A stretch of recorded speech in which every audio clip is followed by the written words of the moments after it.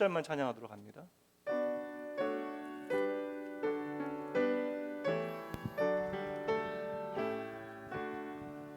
저들 밖에 한밤중에 양틈을 자던 목자들 천사들이 전하여 준 주나신 소식 들었네. 그래서 우리는 찬양합니다. 노예 노예 노예 노예 이스라엘 왕이 나셨네. 아멘. 여기 후렴구의 노엘이라고 하는 뜻은 옛 프랑스어로 이제 기쁜 성탄이라고 하는 뜻입니다. 어찌 보면 오늘 1년에 한 번 교회에 오시는 분들 계실 것 같아요. 그렇게 어쩌다 교회에 방문하신 분들에게 오늘 이 성탄의 말씀이 여러분들에게 의미 있는 그러한 말씀으로 가닿기를 원합니다.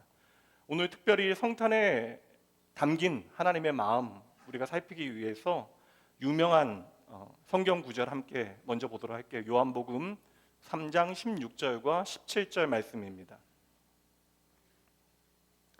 첫 번째 크리스마스에 담겨진 우리 하나님의 마음을 잘 보여주는 말씀입니다. 온 낙원의 가족들이 함께 천천히 말씀 읽도록 하죠.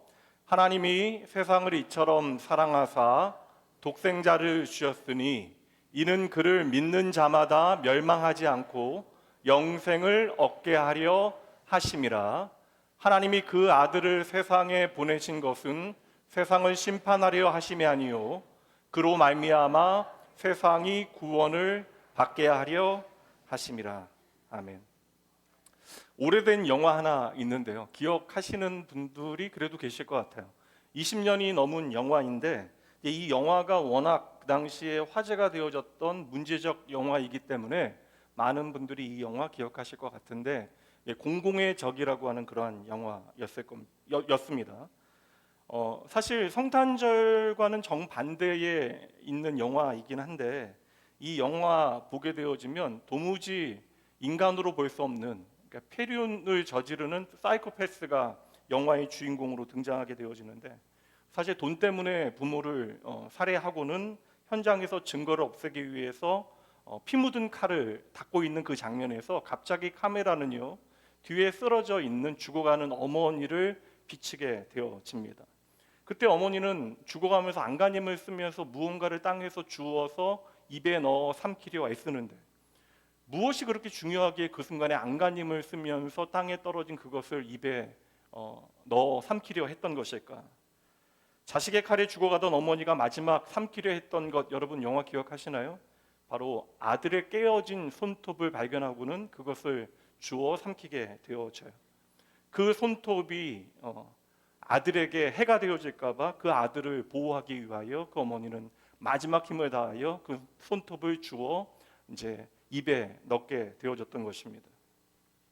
이 아들은 영화 제목처럼 공공의 적이죠. 그리고 당시에 이 영화는 사실 많은 사람들에게 충격이 되어졌고요.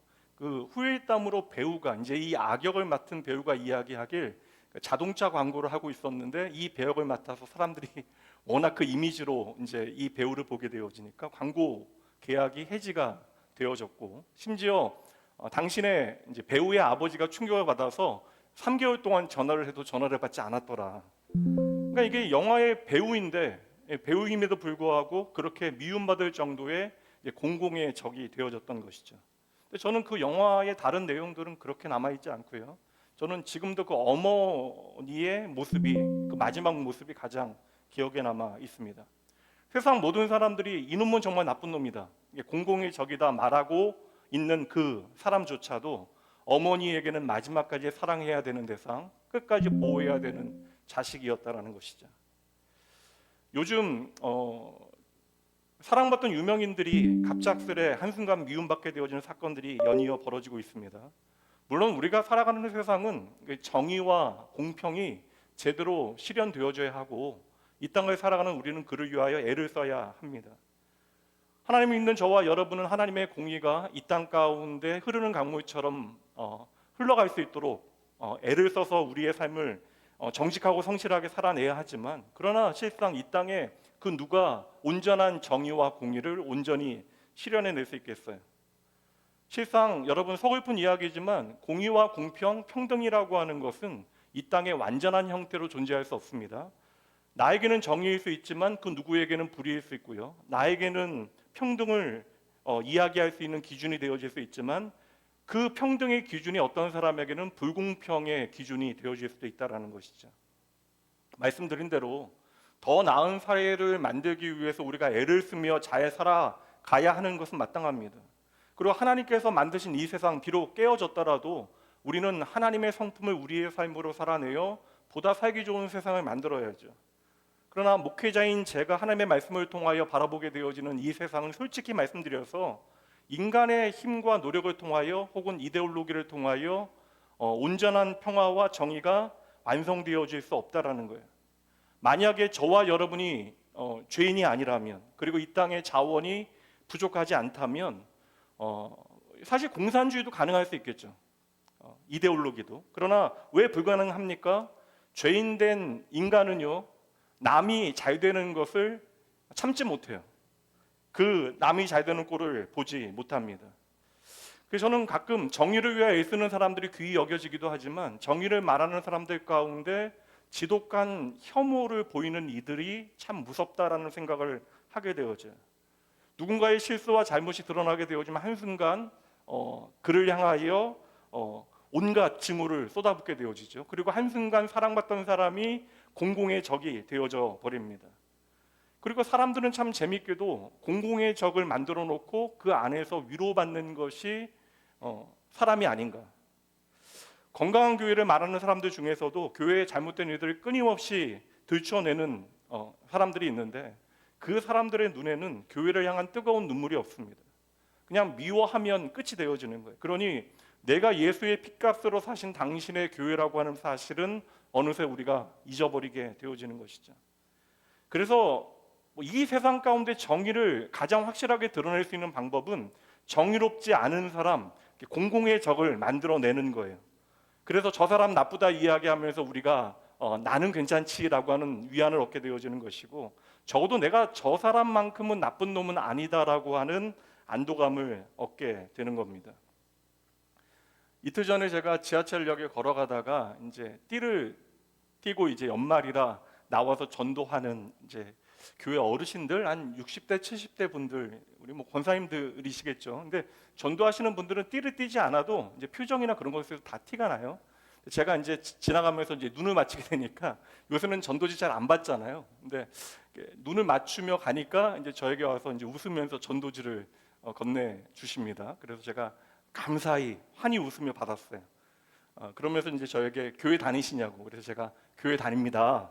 어느 교회 다니시냐고 물어보는 거예요. 그래서 제가 저기 옆에 낙원교회 다닙니다라고 이야기했습니다. 여기까지는 너무나 좋았는데, 마지막 이제 그분께서 저에게 하시는 말씀이 우리 교회 정말 좋은데 한번 와보시라고. 제가 주일날 설교만 안 하면 어떻게 가볼 텐데, 그렇게 너무나 확신을 가지고 이야기하시니까 내가 낙원교회 목사입니다라는 이야기를 못했습니다. 만약에 우리 교회가 성장하기 위해서 다른 교회와의 비교 우위를 증명해내야 한다면, 사실 교회를 세우기 위해 이 땅에 오신 그 첫 번째 크리스마스, 그 성탄은 너무나 우리 가운데 초라해져 버리는 것이죠. 그러니까 누군가의 잘못을 우리가 드러내거나 누군가의 부족함을 지적하는 것이 나의 의로움이 되어진다면, 여러분, 그것이 바로 내가 죄인이라고 하는 증거가 되어지는 거예요. 이 세상은 도무지 인간의 어떠한 노력으로 하나님의 샬롬을 만들어낼 수 없기 때문에 예수님께서 이 땅에 오셔야만 했던 것이고, 이 땅에 오신 예수 그리스도를 성경은 샬롬의 왕, 평강의 왕으로 소개하고 있는 것입니다. 사랑하는 나온교회 성도 여러분, 우리는 나보다 못난 사람, 못된 사람의 위로받게 되어지지만, 그러나 교회는 죄를 들춰내는 것으로 위로받는 공동체가 아니라 예수 그리스도 안에서 그 모든 아픔을 함께 품고 그 안에서, 그 예수의 이름 안에서 소망을 찾는 공동체가 되어져야 하는 것이죠. 여러분 잘 들으셔야 돼요. 저와 여러분, 이 자리에 있는 사람들이 어떠한 인생을 살아가건 간에 우리가 하나님 앞에 우리는 모두 죄인이기 때문에 성탄은 모든 어둠을 비추는 생명의 빛이 되어지는 줄 믿으시기 바랍니다. 도박빛으로 이제 가정불화에 시달리던 20대 후반의 한 남자가 이게 말도 안 되는 일인데 어린 자식들을 한강 다리에서 던져버린 충격적인 사건이 있었는데, 제가 그 사건을 이렇게 잊지 못하는 이유가 그 즈음에 제 딸이 태어났기 때문이기도 하지만 그 젊은 아빠의 망언 때문에, 그 짐승과도 같은 그 인간의 마지막 말 때문에 그래요. 자기가 교회를 다니기 때문에 자기는 아이들과 함께 죽지 못했고 이미 아이들은 천국에서 편안히 쉬고 있을 것이다 라고 하는 입에 담을 수 없는 힘겨운 말을 했습니다. 그리고 얼마 전에 그 아버지가 20년의 형을 살고 이제 출소를 하게 되어졌어요. 이런 사람들이 교회를 다닌다라는 거 우리는 용납하기 어렵잖아요. 더 무서운 건 무엇입니까? 이런 사람들이 구원받을 수 있다? 이거 용납하지 못하는 것이 인간성을 가진 모든 사람들의 당연하고 정상적인 반응이 아닐까. 적어도 그 사람은 우리가 믿는 예수님을 제대로 만난 사람은 아닐 것이라고 우리는 판단하게 되어지고, 실상은 그것이 맞죠. 그리고 이처럼 참혹한 악과 죄는 반드시 심판을 받는 것이 마땅합니다. 그래야 여러분 이 세상이 조금이라도 버틸 수 있을 거 아닙니까? 그런데 바로 이 시점에서 성탄은요, 오늘 우리가 맞이한 성탄은 우리에게 아주 불편한 질문 하나를 우리에게 던지게 되어지는데, 만약에 하나님께서 예수 그리스도를 이 땅에 보내셔 십자가에 죽게 만드신 그 사건이 그런 사람조차도 구원하기 위함이었다라고 말하게 되어진다면, 오늘 이 자리에 있는 저와 여러분은 그런 하나님을 어떻게 이해할 수 있겠습니까? 어렵죠. 여기서 우리는 깨닫게 되어져요. 성탄이라고 하는 것은 우리가 알고 있는 단순한 교리가 아닙니다. 그리고 신학적인 용어로 설명되어질 수 있는 사건이 아니라는 거예요. 그래서 성탄은 오직 한 가지를 통해서 우리는 이해할 수 있습니다. 성탄은 오직 하나님의 마음을 통해서만 우리가 이해할 수 있는 것이에요. 성탄에 담겨져 있는 온 인류를 구원하시려고 한 하나님의 이야기는 여러분 우리의 마음을 시원케 하는 어떠한 정의와 공의의 문제이기보다는 여러분 우리의 마음을 한없이 무너뜨리는 하나님의 은혜의 이야기예요. 나 같은 죄인 사랑하신 하나님의 사랑의 이야기로 오늘 성탄은 우리 가운데 빛을 비추어야 하는 것입니다. 그래서 저는 이 성탄에 담겨져 있는 하나님의 마음은요, 기계적인 어떠한 신학적인 논증이나 설명을 통해서 밝힐 수 없다라고 확신합니다. 우리는 계속 교회 안에서도 생각하잖아요. 내가 물론 하나님 앞에 언제나 옳게 살아가는 것은 아니지만 그래도 하나님 모르는 저 사람들보다는 우리가 낫지 아니한가. 그래도 우리는 하나님의 사랑을 받을 만한 자격이 저들보다는 더 있지 않을까. 그래서 우리의 마음은 계속해서 나보다 못난 사람, 못된 사람에게 그 시선을 두고 그들의 인생을 통하여 위안을 받게 되어지는 것입니다. 근데 주 예수의 복음은 거기서 멈추지 않는다라는 거예요. 우리가 괜찮다라고 하는 자리에서 성탄은 끊임없이 우리를 끌어내리게 되어집니다. 성탄의 진리 앞에서 포대기에 쌓여있는 한 작은 아기를 통하여 우리가 모두 같은 자리에 서 있다는 사실을 확인하게 하시는 것이죠. 우리는 저 사람만큼은 절대 용서하지 못한다라고 말하고 있지만 사실 정작 저와 여러분은 어떠한 인생이에요. 하나님 앞에서 주 예수 그리스도를 십자가로 몰아간 죄인이었죠. 우리가 예수를 죽였다라는 고백 가운데 우리는 예수를 나의 생명으로 만나게 되어지는 거예요. 바로 나의 죄가 십자가를 골고다에 세웠다라는 사실을 발견한 사람만이 이 성탄이 큰 기쁨의 좋은 소식이 되어질 수 있는 거예요. 여러분, 내 죄가 다른 사람들보다 작기 때문에 오늘 우리가 이 자리에서 성탄을 기뻐하고 있는 것이 아니라 하나님의 은혜가 너무나 크기에 오늘 우리가 이 자리에 있음을 꼭 기억하셔야 합니다. 그럼에도 불구하고 우리는 본능적으로 정죄의 언어를 가지고 정의의 언어를 가지고 세상을 판단하게 되어지죠. 그래서 누가 잘했고 누가 못했는가를 구분해 놔야 우리 마음이 편해집니다.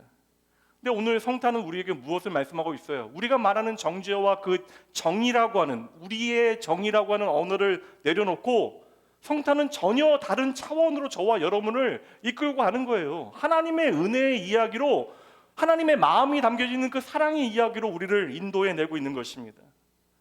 2025년 어찌 보면 분주히 우리의 인생을 살아가다 잠시 멈춰 우리는 예배의 자리에 나와 있지만, 오늘도 변함없이 나를 향하신 하나님의 마음이 있다면 그 마음을 기억하면서 오늘 본문의 말씀을 이제는 다시 한번 읽어보도록 하죠. 16절과 17절 말씀 다시 한번 천천히 읽습니다. 하나님이 세상을 이처럼 사랑하사 독생자를 주셨으니 이는 그를 믿는 자마다 멸망하지 않고 영생을 얻게 하려 하심이라. 하나님이 그 아들을 세상에 보내신 것은 세상을 심판하려 하심이 아니요 그로 말미암아 세상이 구원을 받게 하려 하심이라. 매년 반복되어지는 이 절기가, 이 성탄이 2025년 오늘도 우리에게 말씀하고 있는 변치 않는 진리가 무엇일까? 바로 하나님께서 세상을 이처럼 사랑하셨기 때문에 예수님께서 이 땅에 오셔야만 했다라는 거예요. 하나님이 이 세상을 이처럼 사랑하셨기 때문에 우리는 그 성탄을 기억하고 그 성탄의 기쁨을 오늘 이 자리에서 나누고 있는 것이죠. 하나님이 정말 말도 안 되는 이 세상을 이처럼 사랑하셨다라는 거예요. 하나님이 정말 답 없는 저와 여러분을 있는 그대로 받아주셨다라는 것입니다. 이게 성탄의 가장 중요한 메시지예요.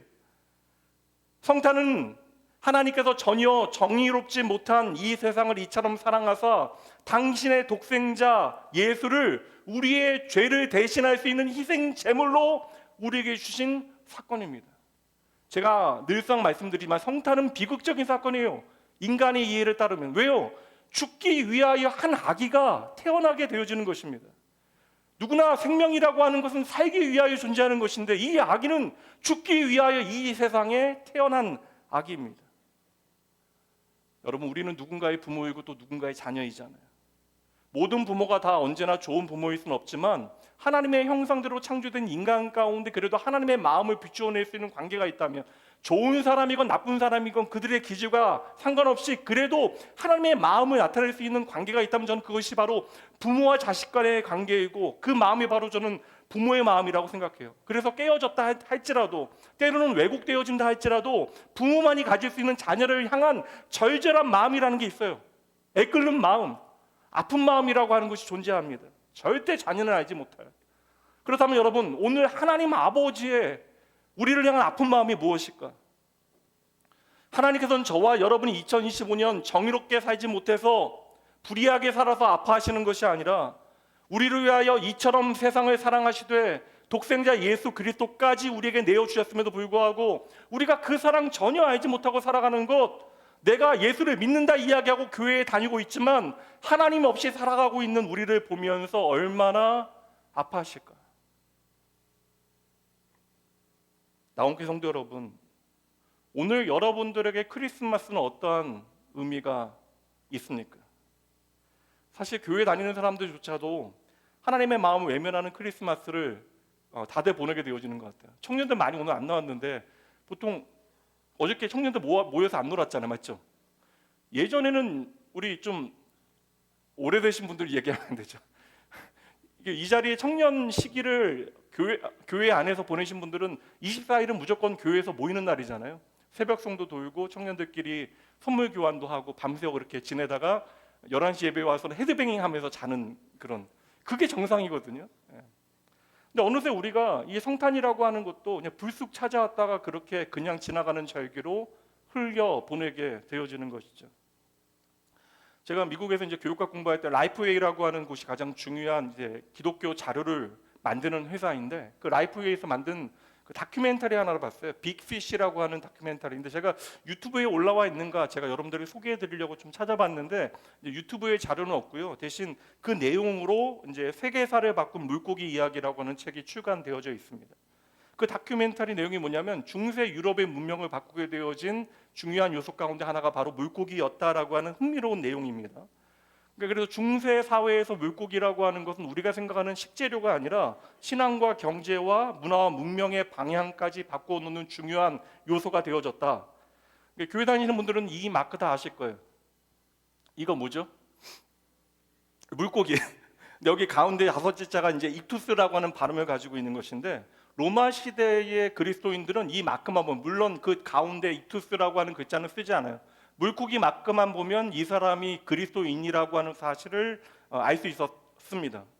그래서 이 익투스라고 하는 다섯 글자가 물고기라고 하는 뜻인데, 이 단어가 각각 뜻이 있어요. 예수, 그리스도, 하나님의 아들, 구원자. 그래서 그 각자의 첫 글자를 모아서 물고기 표시를 그림으로 내가 주 예수 그리스도를 나의 구원자로 믿는 그리스도인입니다라고 하는 것을 표시를 했다라는 거예요. 왜 그랬냐면, 당신은 예수를 믿기만 해도 죽임당하는 교회 박해기였기 때문에 물고기 하나를 통해 자신의 신앙을 고백해야 하는 그러한 시대를 지나가게 되어진 것이죠. 그런데 323년 기독교가 로마에 의하여 공인되어진 이후에, 그러기 위해서 얼마나 초대교회 성도들이 선하고 아름다운 삶을 살았는가에 대해서는 제가 여러 번 말씀을 드렸으니까.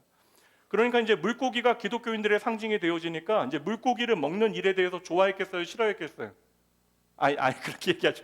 그러니까 물고기를 먹는 일을 거룩하고 좋은 일로 사람들이 이해하게 되어진 거예요. 그래서 물고기를 먹는 일을 그리스도인의 어떠한 생활 습관으로 만들게 되어졌고, 그래서 사순절 기간에는 고기를 먹지 않아야 되니까 고기 대신 무엇을 먹었겠어요? 물고기를 먹게 되어진 것입니다. 근데 이게 뭐냐면, 중세 교회 안에 어떠한 일들이 벌어지냐면, 금식을 통하여 신앙의 어떠한 우위를 보이는 것들, 그러니까 금식을 많이 할수록 내가 조금 더 거룩하고 경건한 그리스도인이라고 하는 증거가 되어진다고 사람들이 믿었기 때문에 갈수록 늘어나서 1년에 150일, 200일씩 금식하는 사람들이 생겨나게 되어졌던 것이죠. 근데 금식할 때 완전히 금식하는 게 아니라 고기를 안 먹게 되어진데, 지금 뭘 먹었다고요? 거룩한 음식인 물고기는 괜찮은 거예요. 그럼 1년에 150일, 200일씩 막 금식을 하다 보면 물고기를 얼마나 많이 먹어야겠습니까? 그럼 매주 금요일마다, 그리고 그 프라이데이 피쉬라고 해서, 금요일은 예수님께서 십자가에 죽으신 날이니까 예수를 믿는 그리스도인인 우리는 뭘 먹어야 돼요? 고기를 먹지 않고 물고기를 먹어야 했던 거예요. 그러니까 이게 사실 얼마나 물고기 생산량이 필요했겠어요? 공급량이 필요했겠습니까?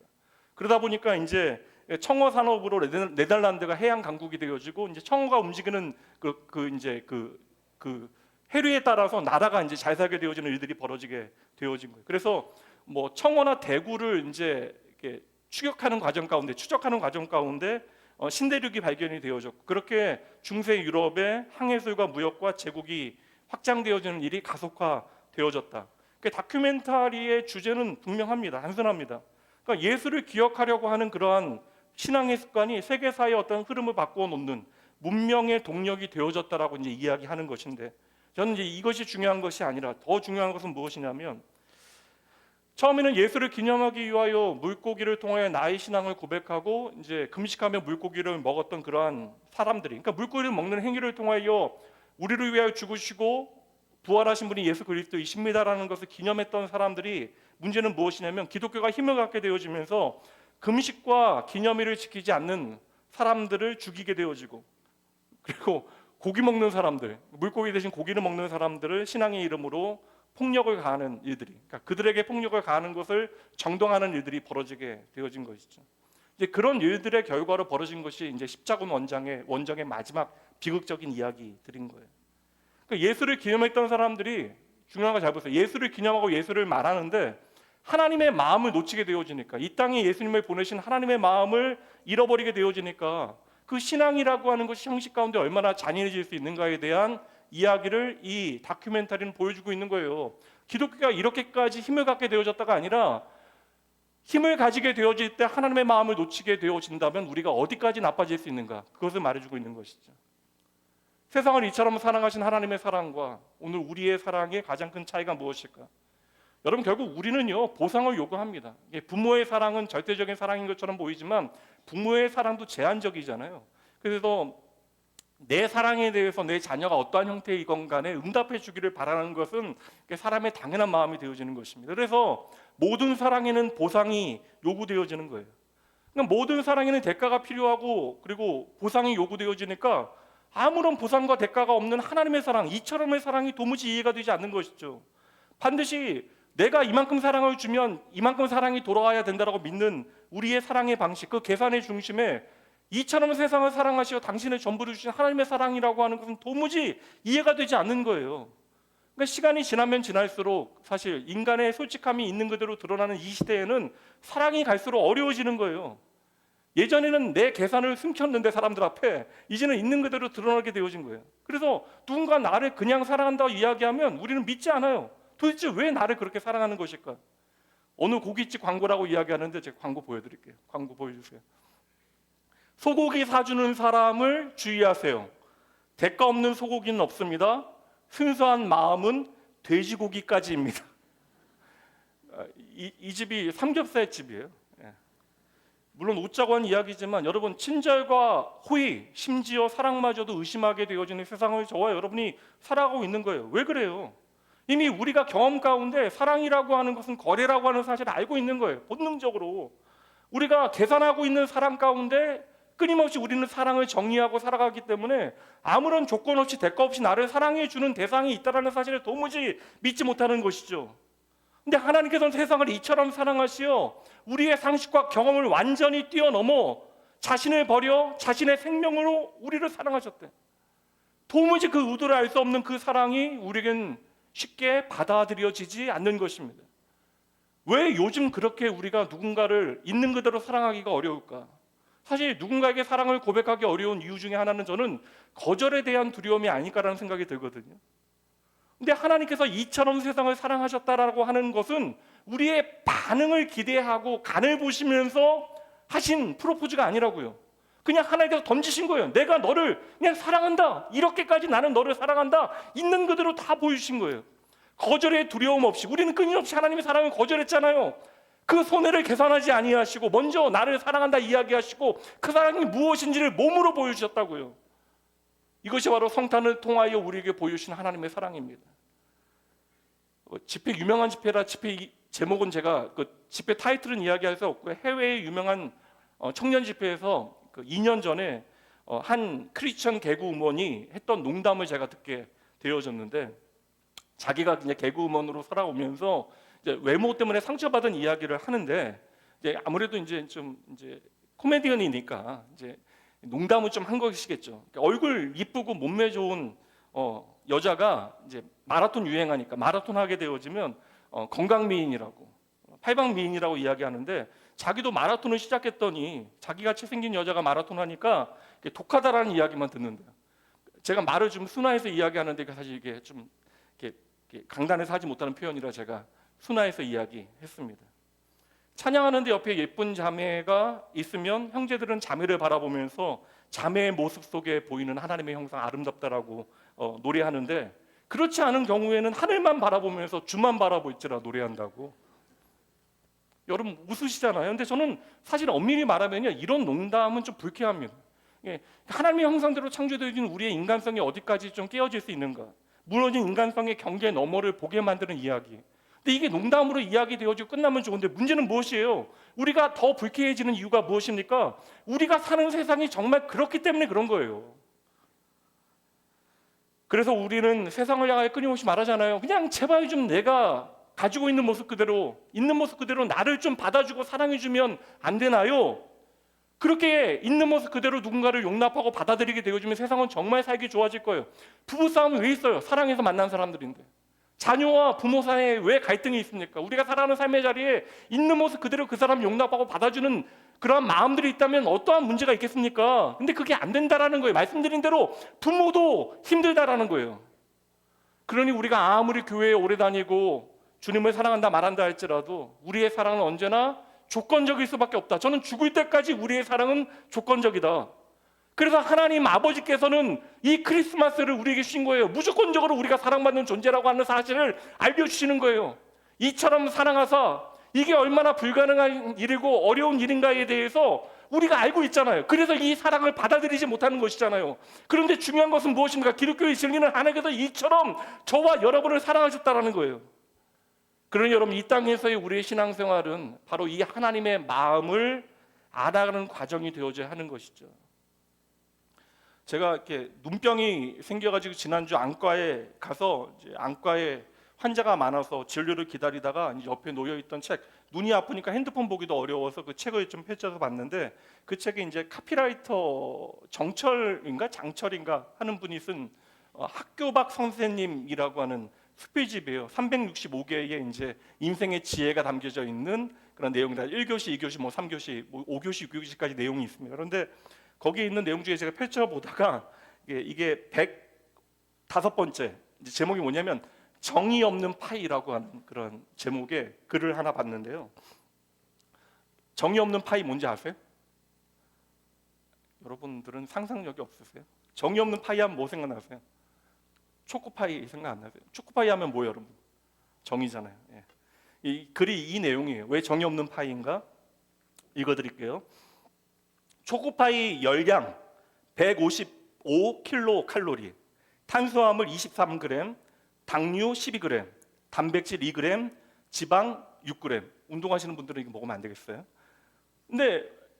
그런데 정은 어디 있지? 초코 속에도 정은 있고 크림 속에도 정이 들어있지. 하지만 정은 칼로리나 그램으로 잴 수 없어. 그래서 포기하지 않는 거야. 그러니까 너는 나를 얼마나 사랑하니? 이런 질문 나에게 하지 마. 나는 너를 12g만큼 사랑해. 이런 대답 좀 웃기잖아. 사랑은 저울로 계량할 수 있는 것이 아니야. 사랑한다, 사랑하지 않는다. 대답은 딱 둘 뿐이야. 근데 저와 여러분은 끊임없이 사랑을 계량하잖아요. 계산하잖아요. 얼마나 내가 사랑하면 얼마가 돌아오게 되어질지, 그 사랑이 과연 나에게 유익이 되어질지, 우리는 그 사랑의 효율까지도 계산하게 되어집니다. 그런데 성경은 사랑을 그렇게 말하지 않는다고요. 성경의 사랑에 대한 설명은 바로 이처럼 사랑하사입니다. 이처럼 사랑하사가 무엇인가를 증명하는 내용들로 성경은 가득 차 있다라는 거예요. 요한복음 13장 1절 말씀 읽도록 합니다. 제가 읽어드릴게요. 6월절 전에 예수께서 자기가 세상을 떠나 아버지께로 돌아가실 때가 이른 줄 아시고 세상에 있는 자기의 사람들을 사랑하시되 얼마만큼요? 끝까지 사랑하시니라. 이처럼 사랑하시는 것은 바로 끝까지 사랑하시는 사랑이래요. 거기에 그 사랑에 대한 하나님의 확인 도장을 당겨서 직접 찍으시는데, 로마서 5장 8절, 우리가 아직 죄인 되었을 때에 그리스도께서 우리를 위하여 죽으심을, 이게 끝까지 사랑하시는 거예요. 우리를 위하여 죽으심으로 하나님께서 우리에 대한 자기의 사랑을 도장 찍어주신대요. 확증하셨느니라. 오늘 성탄절 메시지를 여러분과 나누며 하나님의 프로포즈라고 하는 제목의 말씀을 전하고 있습니다. 하나님의 프로포즈를 통하여 성탄의 의미가 무엇인지를 여러분의 마음에 새기기를 원하는 것이죠. 이 성탄절은 다른 날이 아니에요. 분명 우리가 기뻐해야 되는 이 성탄의 기쁨은 바로 하나님의 사랑을 우리가 확인할 수 있기에 이 성탄의 기쁨이 우리 안에 깊어지는 것이죠. 하나님의 사랑을 확인하는 것이 성탄의 전부가 되어지는 것입니다. 이 사랑을 내 기준대로 내가 생각하려고 하면 우리는 평생 이 사랑이 무엇인지 모를 거예요. 그래서 우리는 끊임없이 하나님의 관점으로 이처럼 사랑하사가 무엇인지를 봐야 돼요. 그래야 우리를 향하신 하나님의 사랑이 비로소 보이기 시작하는 것입니다. 어느 사랑하는 남녀가 있었는데 남자는 군대에 가게 되었고 월남전 파병으로 이제 전쟁을 치르게 되어진 거예요. 사랑하는 여인에게 돌아가서 그와 결혼하게 되어질 그날 그 소망만을 가지고 수많은 죽음의 고비를 넘기게 되어집니다. 그러다 마지막 전투에서 수류탄이 이제 터져서 파편에 맞아 양팔을 잃게 되어져요. 깊이 고민하는 중에 사랑하는 여인에게 자신이 짐이 되어지는 것에 대한 부담을 가지고 전사했다라고 하는 소식을 전하게 되어집니다. 이렇게 온전하지 못한 자기와 살게 되어지는 그 여인을 도무지 내가 견딜 수 없기 때문에 시간이 흘러 그 여인이 결혼했다라는 소식을 듣게 되어졌고 그는 멀리서 그 여인의 삶을 몰래 지켜보게 되어져요. 그런데 그 여인이 결혼한 남자는 두 팔과 두 다리가 없는 남자였다라는 것이죠. 그러니까 이 여인은 사랑하는 남자를 잃어버렸다는 슬픔 가운데 더 아프고 더 연약한 사람을 돕다가 이제 그 사람을 사랑하게 되어진 거예요. 그러니까 이 남자의 사랑법과 이 여자의 사랑법 자체가 완전히 달랐다라는 것이죠. 그러니까 우리는 늘상 우리의 방식으로만 사랑을 이야기하는 거예요. 그러다 보니까 하나님의 방식으로 나를 사랑하시는 하나님의 사랑을 내가 믿지는 못하는 거예요. 근데 하나님의 사랑은 바로 하나님의 관점으로 볼 때 보이게 되어지는 것이죠. 여전히 여러분 성탄절을 맞이해서도 세상에는 갈등이 가득하고 불의와 부정과 불평등함이 가득합니다. 이데올로기와 사랑과 어떠한 세상의 방법과 제도가 이것들을 저는 해결할 수 없다고 생각을 해요. 오직 이처럼 사랑하신 하나님의 사랑이 무엇인지를 우리가 믿음 안에 바라보게 되어질 때에만 그 사랑 안에서 우리가 조금씩 이 세상을 살아갈 수 있는 방법들을 배워가게 되어지는 거예요. 하나님의 사랑만이 유일한 답이 되어지는 것입니다. 근데 하나님의 사랑이 우리 안에 일하게 만들 수 있는 유일한 방법이 있다는 거예요. 다시 16절 말씀 봅니다. 하나님이 세상을 이처럼 사랑하사 독생자를 주셨으니 이는 그를 믿는 자마다 멸망하지 않고 영생을 얻게 하려 하심이라. 성경이 하나님의 사랑을 우리의 삶에 비추게 할 수 있는 유일한 방법이 있대요. 무엇입니까? 그를 믿는 자마다. 근데 우리는 믿기만 하면, 그 사랑을 믿기만 하면 되는데 우리는 자꾸만 우리 자신에 대한 이야기를 합니다. 우리의 자격을 이야기해요. 조금 더 착해져야지만, 내가 조금 더 성공해야지만. 그리고 우리는 사랑의 대상을 내가 받아들일 수 있고 용납할 수 있는 대상 가운데 제한하게 되어지는 것이죠. 그러니까 우리는 나보다 못된 사람들이 구원받는 일에 대해서 전혀 기쁘지 않아요. 내가 미워하는 사람들 천국에 가서 만나고 싶은 마음 전혀 없습니다. 근데 주님께서는 이야기하시잖아요. 누구든지 믿기만 하면. 내가 생각하는 착한 사람뿐만 아니라 내가 생각하는 못된 사람도, 여러분, 내가 누군가에게 못된 사람일 수 있다라고 하는 사실, 그리고 우리가 하나님 앞에 의인이 아니라고 하는 사실, 죄인이라고 하는 사실, 착한 사람이 아니라고 하는 사실을 우리가 알아야 하는 것이죠. 그래서 하나님은 당신의 사랑을 계산하여 우리에게 주시는 것이 아니에요. 오늘 크리스마스에 우리에게 다가오셔서 사랑한다 말씀하시는 그 사랑은 저와 여러분이 생각하는 사랑이 아닙니다. 이처럼 사랑하신 그 사랑이 무엇인지 알기 위해서 우리는 함께 모여서 신앙생활하고 있는 거예요. 때로는 그 사랑이 바보 같아 보이고 아프고 손해보는 것처럼 보여요. 그러나 하나님의 사랑이 우리의 삶을 통하여 나타나게 되어질 때, 그 사랑은 내 삶의 자리에서 우리가 경험하게 되어질 때 우리는 비로소 하나님의 마음이 무엇인지를 제대로 보게 되어지는 것이죠. 그래서 성탄절, 이 크리스마스, 하나님께서 오늘도 조용히 우리의 삶에 찾아오셔서 어떠한 조건도 묻지 아니하시고 그저 한마디로 말씀해 주시는 거예요. 그 음성을 우리가 들어야 하는 것이죠. 내가 널 이처럼 사랑한다. 이 고백 앞에서 우리가 더 이상 핑계대지 말고 변명하지 말고 아무런 계산하지 아니하고 그 사랑 안에 머무는, 그리하여 진짜 성탄의 기쁨을 나의 기쁨으로 누리는 여러분 되시길 주님의 이름으로 축복합니다. 이 시간 우리의 고백으로 아버지의 사랑 함께 고백하며 하나님 앞에 찬양하죠.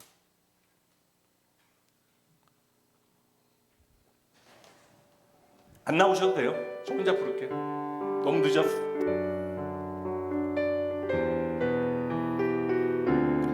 앉아서 크게 불러주세요.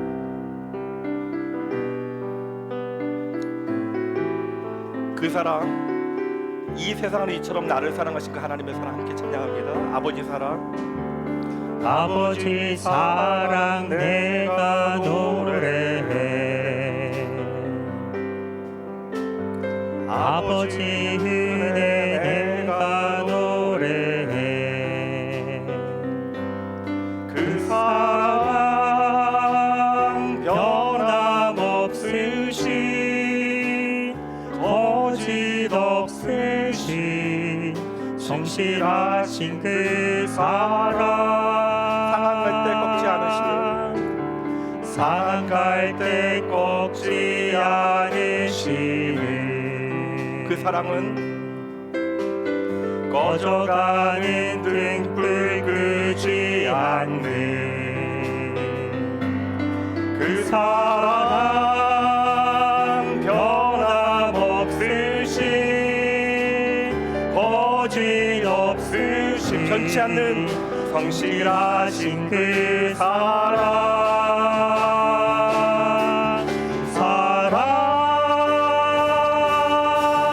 그 사랑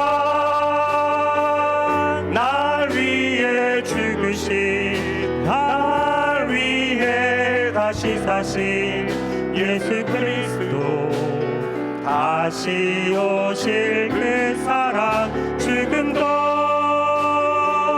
생명도 천사도 하늘의 어떤 권세도 끊을 수 없는 영원한 그 사랑 예수. 우리를 잘하지 못하지만 다시 한번 우리의 고백으로 정직하게 하나님 찬양합니다. 아버지 사랑 내가 노래해. 아버지 사랑 내가 노래해. 이 성탄 아버지 은혜 내가 노래해. 아버지 은혜 내가 노래해. 그 사랑 변함없으신 그 사랑 변함없으신 거짓 없으신 성실하신 그 사랑 상한 갈 때 꺾지 않으시는 그분은 꺼져가는 등불 끄지 않는 그 사랑 변함없으신 오늘도 거짓 없으신 성실하신 그 사랑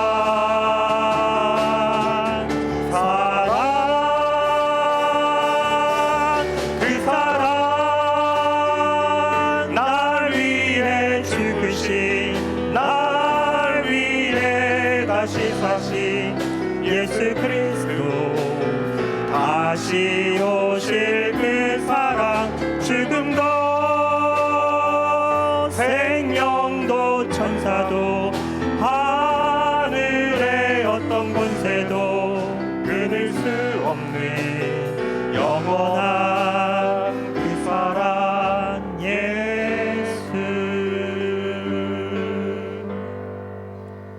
하나님 아버지, 오늘 다시 맞이한 성탄의 한복판에서 저희를 향하신 주의 그 음성, 내가 이렇게 너를 사랑한다 라는 그 음성 듣게 하시니 감사합니다.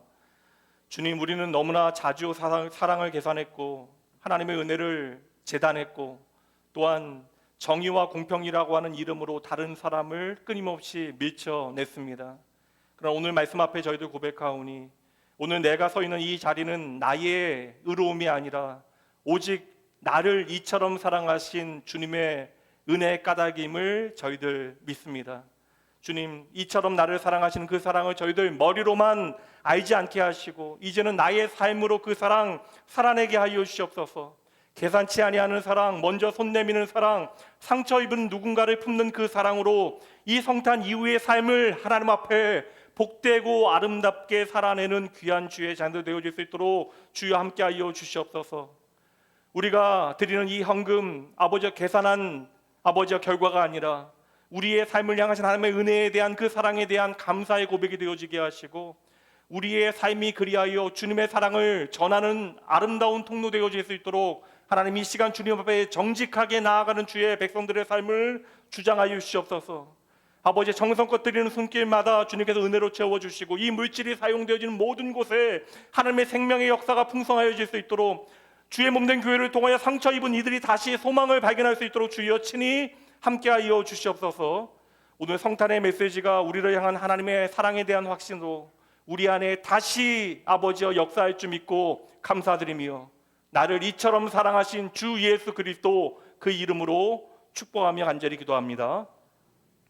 이제는 이 세상을 이처럼 사랑하사 독생자를 주신 아버지 하나님의 크신 사랑과 거절의 두려움 없이 우리에게 먼저 다가오신 우리 주 예수 그리스도의 은혜와 그 사랑을 오늘도 우리의 삶 가운데 깨닫게 하시고 우리로 하여금 살아내게 하시는 성령 하나님의 동행하심이 계산치 않는 사랑으로 성탄 이후의 삶을 하나님 앞에 살아가기로 이 한 시간 결단하고 다짐하는 모든 낙원의 가족들 머리 위에 그들의 가정과 삶의 모든 자리 위에 지금으로부터 영원까지 함께 있을지어다. 아멘.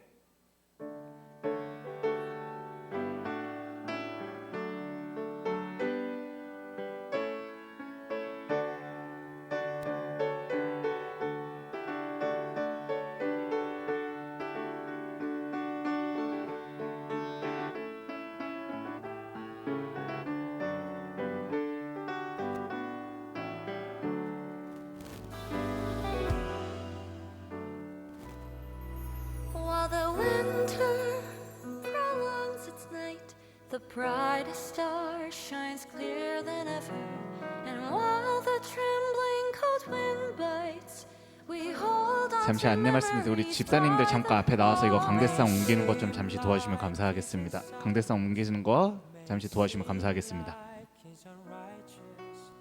And death blinds our sight into darkness. But Jesus Christ, the brightest star, the burning fire, you're lighting up our faith again, so we cannot but sing